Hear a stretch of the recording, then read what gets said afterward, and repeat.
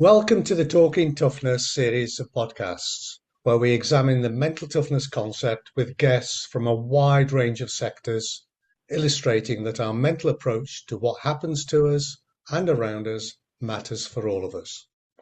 Our guests come from the worlds of business and public service, education, social mobility, sport, and health. They all share their experiences and their observations about the factors that have enabled them to survive and to thrive on their journey through life. Many guests have gone further and incorporated the concept into what they do as coaches, trainers, managers, and leaders, helping others to thrive in their turn. Their experiences are valuable to those of us who strive to do the same. John, how are we today?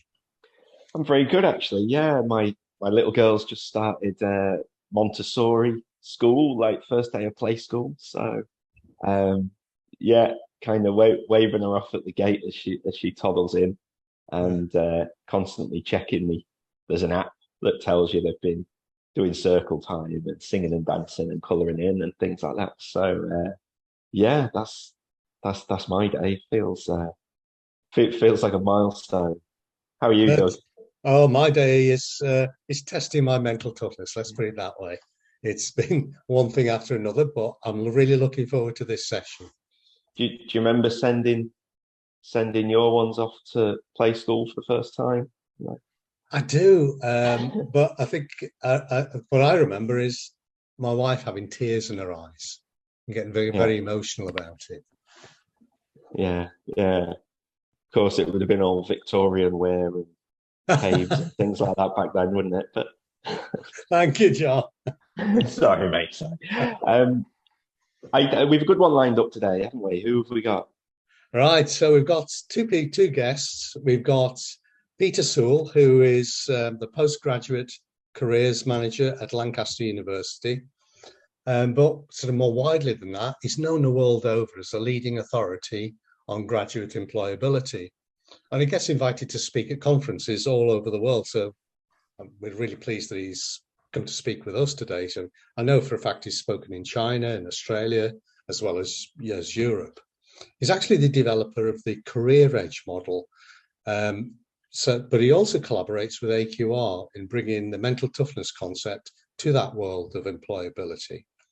We've also got Alessia Mevoli. I hope I pronounced that surname correctly. Alessia is the lecturer in the Faculty of Business and Law at Anglia Ruskin University. And what we're going to be exploring today is Alessia's taken the lead on a remarkable initiative, developing a certificate for professional development for undergraduates. It's a program designed to enable students to be work ready. And, you know, when you hear employers talking about the work readiness of students, this sort of thing is really welcomed and in the sense is overdue. And it's a truly comprehensive program, which has as its heart the mental toughness concept and measure. And that's what we're going to look at today. So welcome to both of you, Peter and Alessia. How are you both? Hi, Doug. I'm fine, thank you. Good to Hello, see you. Doug. Yeah, all good here too. Yeah, very pleased to be here today. Well, I think let's kick off because I think we'll start off with Alessia and we'll ask you, what is it that you've been doing with this certificate for professional development and why was mental toughness so significant? Thanks for the question. And really, I'm very happy to be talking about this because I believe that our university, Anglia Ruskin University in Cambridge, is something that is really helping our students to feel more employable and to feel ready for the job market. So what did we do? So we started by thinking about how we could help our students to feel more employable, to feel ready for the workplace upon graduation. And we undertook some market research and just find out that employers want graduates with three main skills: communication, agility, and adaptability. And all of these is part of resilience. So they want graduates that are more resilient when they graduate and they go out there and work. So we tried to think about how we could help our students really within the faculty of business and law initially to to feel they possess those skills and to equip them with these skill sets. And we launched a program which is called, as you were saying though, is called ARUCPD, which stands for Anglia Ruskin University Certificate for Professional Development. It's a very comprehensive program of about, if I'm not mistaken, from 15 to 20 extracurricular modules in which we help students to acquire those cutting edge, those skills that are needed upon graduation. One of them is the so-called mental agility, flexibility, and adaptability module, the so-called MAFA module, which has been designed and developed upon the mental toughness concept. So how did we do all of this? It's very interesting because we wanted to help our students to be more resilient, to be more flexible, and to be more adaptable. But where to start from? So our Deputy Dean of Education actually got in touch with Peter. That is working with you at AQR, and we found out that you had a training program on mental toughness. And myself, as staff member, with other 2 people in our department, undertook the training. And we thought that, it really helped us to appreciate why we were behaving in certain ways, why us as individuals had default mental responses to certain circumstances. And it helped us to work better within our teams, to work better ourselves. So we thought, why not doing this for our students? Why not helping our student population to benefit from this? And I personally got involved into designing the program, the Mental Agility program, upon which in like 8 weeks course, we help students to discover the 4 components of mental toughness, undertake a very deep self-awareness journey throughout the course in analyzing their own level of mental toughness by undertaking the MTQ Plus questionnaire from AQR and developing a personal development plan at the very end of it as like a plan moving forward when the course finishes. So we can see here that we've taken a concept and we have developed and designed a program from that concept, and we have students constantly feedbacking and helping us shaping the program with student champions, mental agility champions, helping us to develop more case studies and real life experiences and scenarios for the future cohorts. So it's always in development, it's always changing, but what's really helping us to keep this project alive and developing it and running it in the next terms is the impact it's making on our students. Our students are really appreciating why they act in certain ways and why their default mental response to certain circumstances is the response they have without appreciating it before doing the course, and now thinking whether they'd like to improve it or they'd like to, just appreciate it better and develop further or not. So, it's, I can talk about it for ages, but I'll stop it here because I'm sure you will have other questions to ask. But in a nutshell, this is the Mental Agility program. So helping students to be the best version of themselves through the mental toughness framework and the MTQ Plus questionnaire to find where their weaknesses lie, if they've got any weaknesses, or where the point of strengths are, and apply these to the workplace once they graduate. Yeah, wow, that sounds great actually. And having spent the last 17, 18 years working in universities, I can absolutely see the value of that. And it's great that you've managed to get buy-in to it. That's the real challenge, isn't it? But I wonder then, what's been it seems like you've had some good successes early on in the project, and I know you said you're still kind of developing it, but from reflecting on the project so far, what do you think it is that most resonates with the students in the program? What is it that has the biggest impact in them wanting to make a change or consider ways that they can make a change? Thanks for this, John. It's a very good question, because what I think our students are reluctant at the beginning is starting a self-awareness journey because they don't know what it can come out of this. They're skeptical sometimes about questioning themselves. They don't know what they can find out. And sometimes they're scared, they are worried. But what's the biggest impact is that they actually think about why they do things. They think about how they can achieve the professional development. They think about how they can grow in practical terms. So I would say that the most impactful thing of this program is the real life, experiences that we try to incorporate in developing the program, and the fact that they can actually develop smart objectives for them to move forward. And it's not just an 8 weeks program itself. Students can then become champions for the program, as I mentioned, so they can help enhance the program.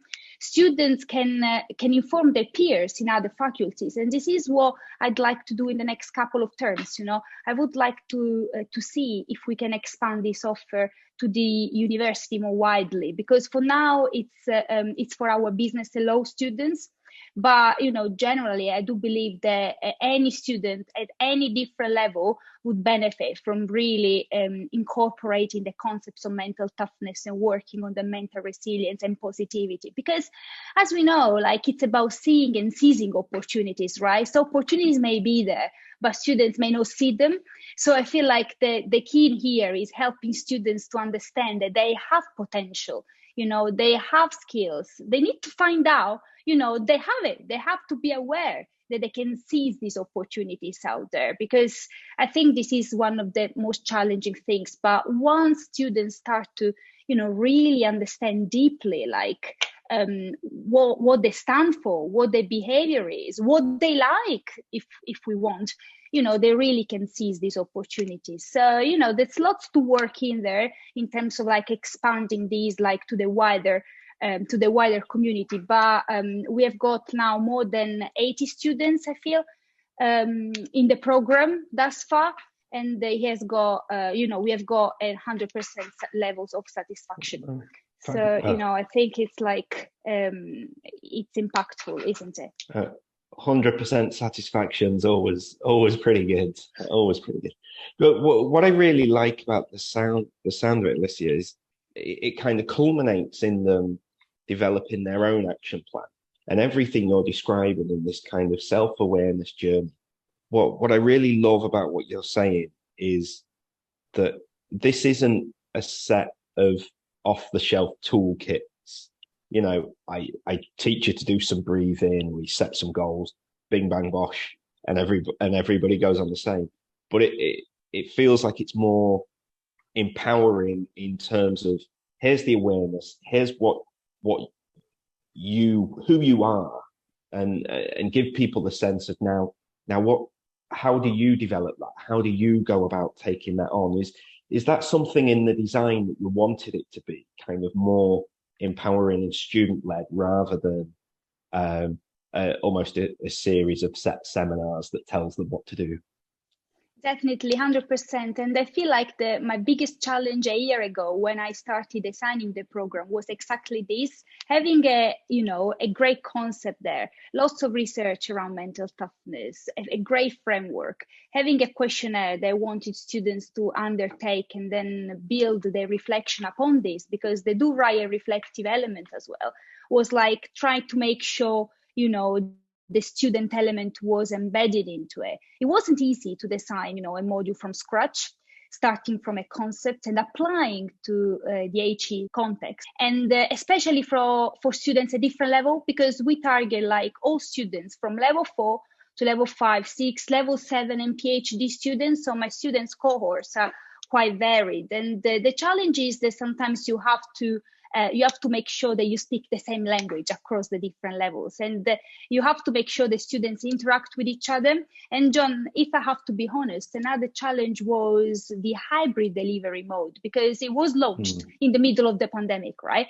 And I had students joining from home, and I had students joining from the classroom, and that's just me. So how do I manage this? It was interesting to see how actually students in breakout rooms on Zoom could at the same time work with students in our classroom by nominating a team lead in the classroom. I managed to have this interaction between students at home and students in the classroom at the same time. I deliberately wanted to run the sessions together simultaneously simultaneously. I didn't want to just have like students online and students on campus, because I thought they would miss on the interaction bit.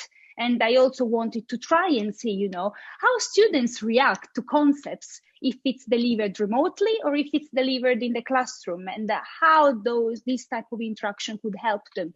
So definitely in designing a module like this in an 8-week program, because the program is basically 8 weeks, you know, from 8 to 9 weeks, it depends if we do a revision week.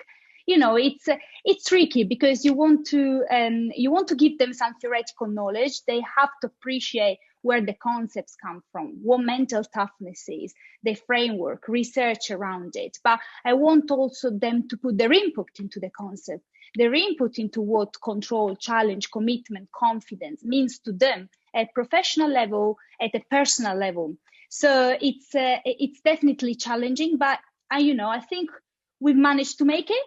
To an extent, we managed to, give students the freedom to give the inputs into the program whilst still following a curriculum, and meeting our learning outcomes. But definitely, I feel like the students' input into this is the key to the success of a program like this, because if it was to be more of a tutor-led module in terms of like lecture-based or seminar-based, it wouldn't have the impact, as far as my experience is concerned, of course. Then anybody can disagree with that. But as far as my experience is concerned, wouldn't make the same impact, because students wouldn't challenge themselves to think about themselves and act on themselves.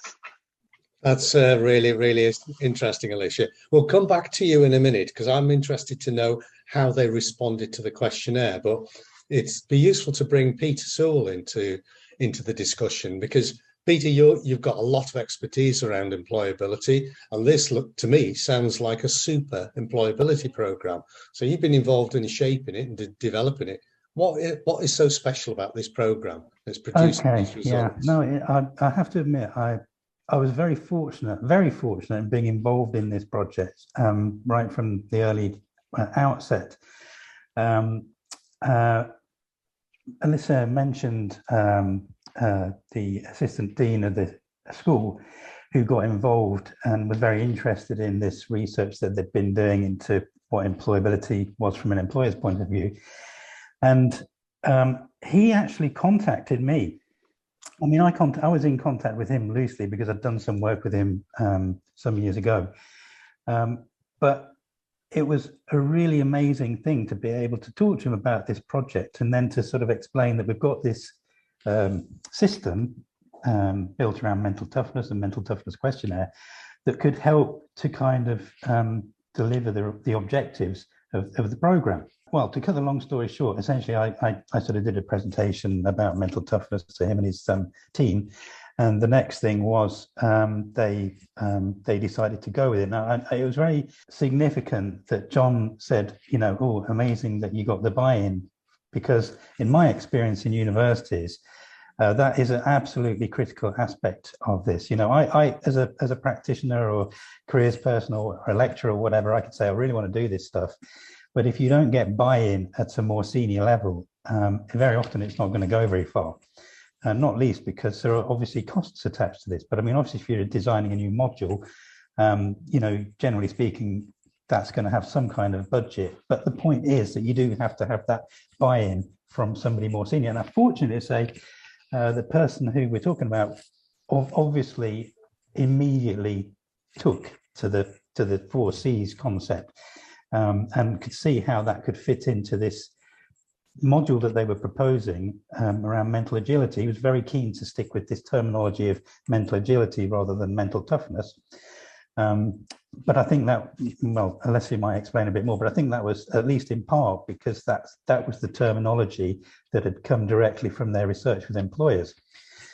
So, but then I think the really amazing thing, and the thing, it's been a great pleasure working with Alessia and her colleagues on this project, was the way they absolutely went for it and completely 100%. They got people trained up in it.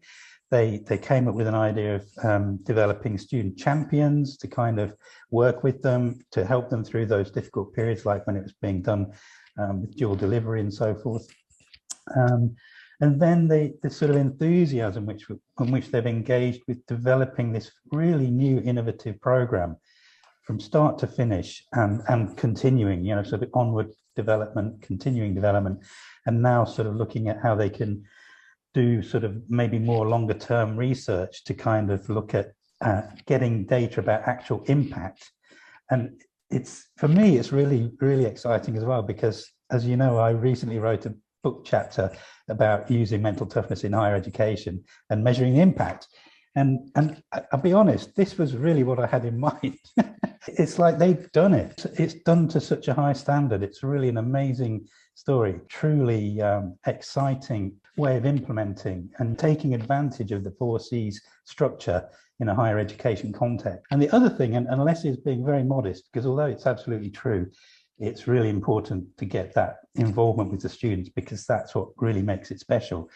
But it's also really important that people who are delivering it, it's got to be people who have bought into it in the same kind of way. I can say that we couldn't have managed to do it if it wasn't for the support that we got, Peter, first of all, from you as a link, between us and AQR and training our staff.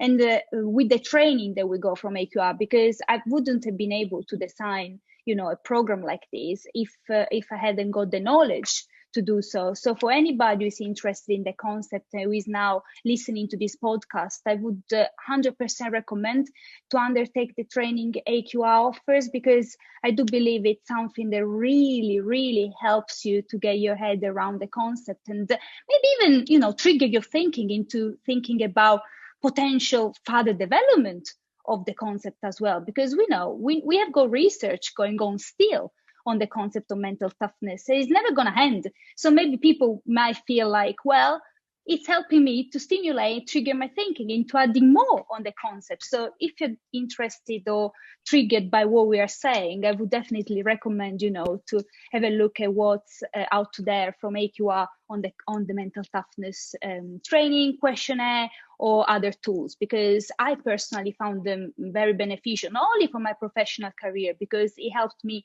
to develop and design and deliver a successful module thus far, but for my personal growth as well as an individual. So that's an experience that I wanted to share.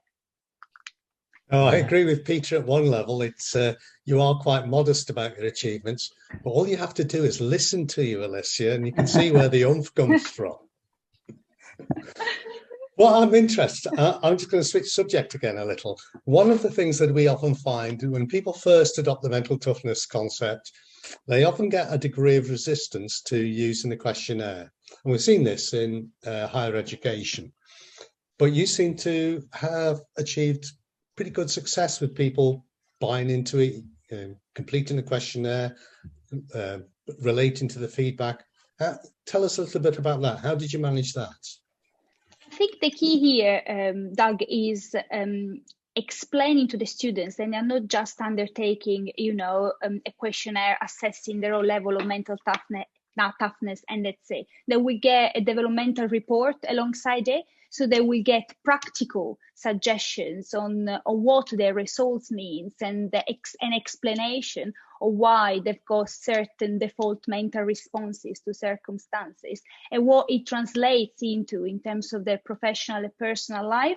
So it's not just a questionnaire that you undertake, you got a score, and that's it. It's what comes with it. It's the developmental aspect that comes with it, and it's the fact that students need to be aware of the fact that if they score, let's say, kind of a low, if we can say low, score on mental toughness, it's not bad at all. It means they're mentally sensitive. And the people can think the opposite of mental toughness, well, mental weakness. No, that's 100% wrong. It's mental sensitivity. People need to appreciate that in some components of mental toughness, they might be more sensible, and that's sensitive, and that's fair enough.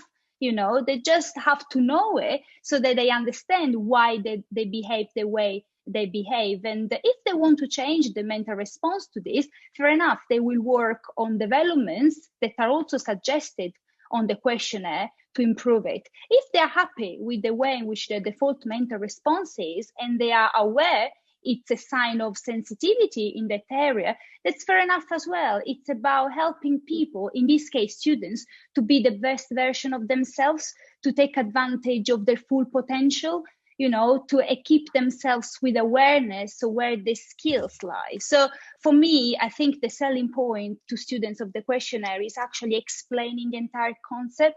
Is actually helping students to understand, well, if you go 1 out of 10 on mental toughness, what does it mean? And we don't have to look at the mental toughness result just as it is an overall result. We have to look at the components.